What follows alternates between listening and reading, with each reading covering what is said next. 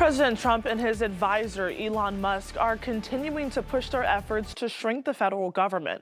Christian Benavides explains they're now facing pushback after asking millions of federal employees to justify jobs in order to keep them.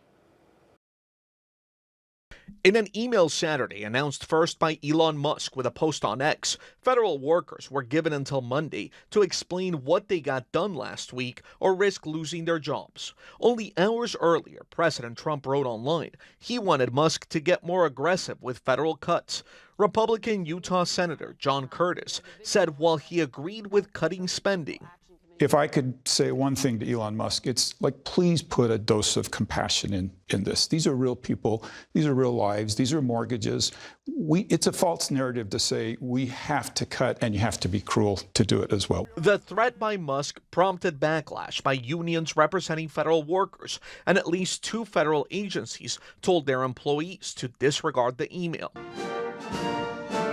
On Saturday, President Trump met with state leaders at the National Governors Association dinner.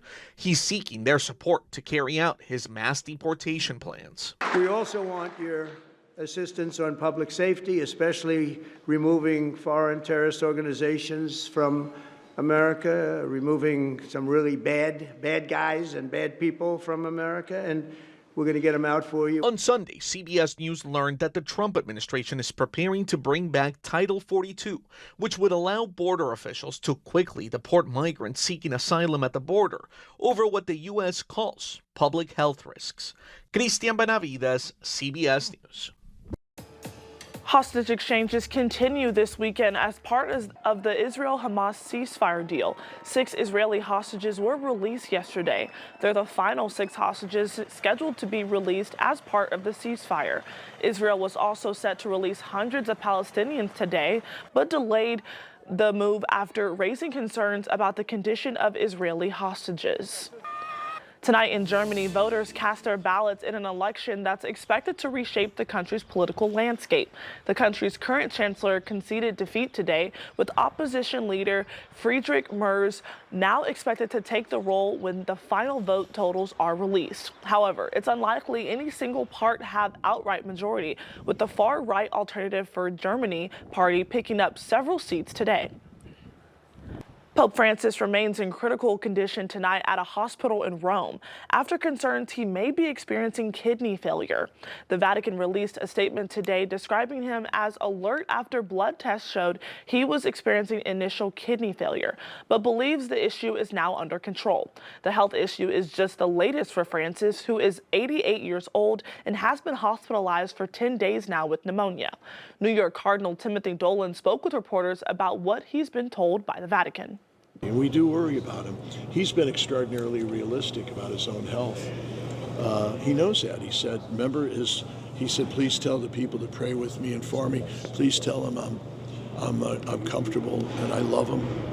And that means the world as we unite in prayer with him and for him. The Vatican says that doctors believe the main threat facing Francis is sepsis, a serious infection of the blood that can occur as a complication of pneumonia. The Arkansas Department of Finance and Administration will be issuing a new law called the Blue Envelope Bill, designed to help those with autism during their encounters with police. 5 News reporters Parker Abels is in the studio with us to explain more. Parker. Rachel, the Blue Envelope Bill will help drivers with autism, specifically at traffic stops, to help the police officers understand the situation before they continue with their procedure. This will be an envelope that each individual will have that explains to the officer everything they need to know about autism and how to proceed. This envelope will have a spot for citizens' driver's license and registration, which will make it easier for both them and the officer. Arkansas is the 7th state to issue this law and first out of the southern states. And Ludwig Kozlowski Jr., an autism advocate who has autism himself, explains why this is so beneficial for the state. It will help de-escalate situations, because when you're on the autism spectrum, which I am, you can get really overwhelmed and forget things. You could start flapping your arms, which, if it's someone else who may not be on the spectrum, cops may misread or misunderstand, and then we take things very black and white sometimes. The idea is it will de-escalate, it will make things better, and it's going to make things more relations better between people on the autism spectrum and the cops. Governor Sanders signed this bill into law, and it will be implemented on January 1st, 2026. The envelopes will be available at your local revenue office or the Arkansas DFA website. Parker Abels, 5 News. All right, thanks, Parker. As a government shutdown in Jefferson County enters its 7th week tomorrow, a new justice of the peace has been appointed. Richard Victorino will fill the position left vacant by a resignation after the shutdown began. The stalemate left county employees without pay for weeks until the governor signed a bill into law allowing counties to use last year's budget while negotiations continue. And we're approaching the final week for small businesses impacted by last year's Memorial Day weekend tornado outbreak to apply for Small Business Administration loans. The deadline to apply for the economic disaster loans is March 3rd. That's 1 week from tomorrow. According to the Small Business Administration, the program is open to small businesses like the agricultural cooperatives, nurseries, and other private nonprofits. The loan covers financial losses due to severe storms, straight-line winds, tornadoes, and flooding between May 24th and May 27th of 2024. You can find all the details on how to apply on 5newsonline.com. Turpentine Creek Wildlife Refuge took extra steps last week to keep its nearly 100 rescued animals warm as the winter weather moved through. Tanya Smith is a refuge president and founder and says their electric bill for last month came in a little over $8,000. And that's just electric alone, not including their propane and other measures they've taken for the cold. To help, the sanctuary has launched $200,000 fundraising efforts to cover heating expenses with a matching fund helping to double donations. Right now, you can double your donations through our matching fund program.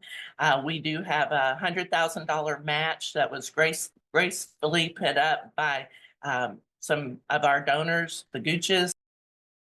For more information or to donate, we have a link to their website on 5newsonline.com. Well, the snow is melting away, and that means car washes have been packed this weekend with people wanting to clean all the salt and chemicals put down on the road over the last week. Their vehicles collect underneath your car along with the snow and dirt. AAA says if you let it sit there, it can damage everything from your vehicle's frame to fuel lines, brakes, and other essential parts. To avoid the damage, it's recommended you also take time to wash the undercarriage. It gets rid of salt and any chemicals that dried underneath your car.